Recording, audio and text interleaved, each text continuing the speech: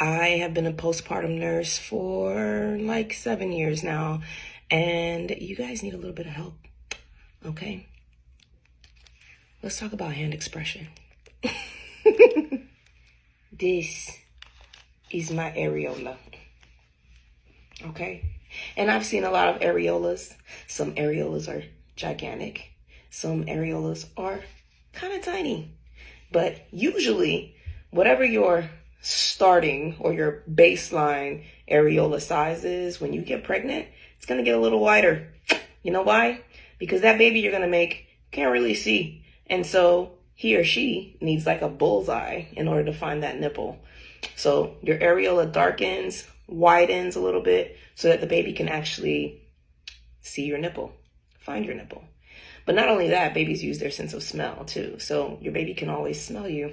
Yeah, even if you're in another room, kid can smell you. They know you're here in the house. All right, back to the hand expression. So a lot of people grab onto the nipple and pull forward when they're hand expressing.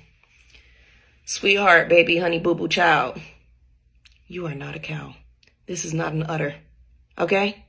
All right, now that we've touched base on that. All right, so hand expression, 2 fingers as if you're pinching something, edges of your areola. And then what you're gonna do is you're going to indent your fingers into the breast. You're going to push your fingers into the breast and simply squeeze behind that nipple, okay? Now, when it comes to feeding with a syringe, how that works is you get the milk, you pull it up into a syringe, and the syringe usually has like a little spout at the end of it. So what you're gonna do is you're going to put the syringe at the very corner of the baby's mouth, but just inside.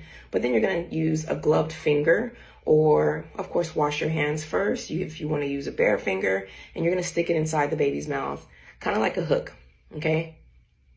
And the baby's gonna suck on that finger. And when the baby sucks, you're gonna lightly push and tap on that syringe so that the baby can receive milk as it sucks. Now, when you do syringe feeding, if the baby stops sucking, you wanna stop providing milk, because this is often used as a training tool for some babies who have issues with the coordination of sucking at the beginning.